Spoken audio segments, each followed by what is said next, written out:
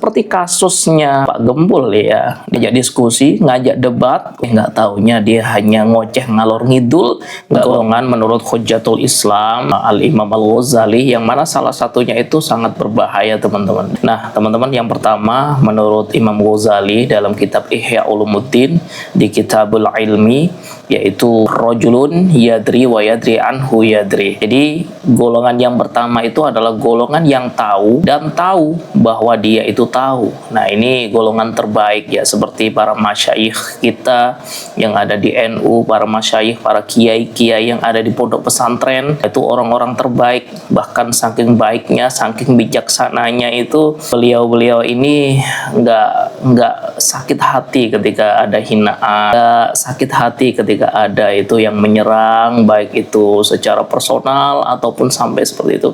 Memang beliau-beliau ini luar biasa ya, kedalaman hikmahnya, hatinya itu luar biasa. Nah orang-orang seperti ini biasanya itu sudah tidak peduli ya dengan perdebatan-perdebatan yang mana ya memang hikmah, orang-orang yang memang benar-benar orang-orang spiritualis gitu ya teman-teman. Ya mereka itu memiliki kesadaran bahwa mereka ini berilmu dan tahu bagaimana memanfaatkan ilmunya itu untuk kebaikan teman-teman. Nah golongan yang kedua yaitu rojulun yadri wala yadri anhu yadri. Jadi orang yang tahu tapi tidak tahu bahwa dia itu tidak tahu.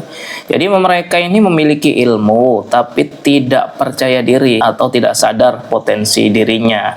Nah ini orang-orang seperti ini tuh perlu dibimbing ya agar bisa berkembang dan memberi manfaat.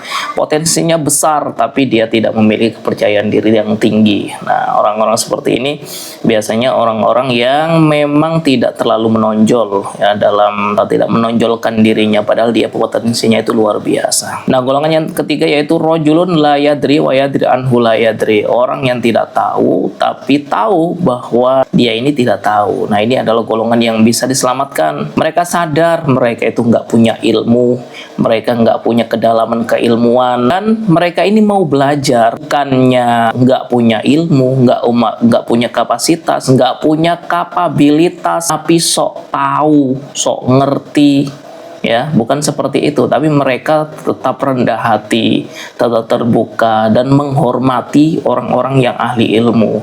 Dan ketika mereka ini nggak tahu ya bilang nggak tahu dan tanya kepada orang yang ahli di dalam bidang tersebut gitu teman-teman. Yang terakhir ini yang berbahaya banget, yaitu rojulun la yadri wa la yadri anhu la yadri. Orang yang nggak tahu bahwa dirinya itu tidak tahu.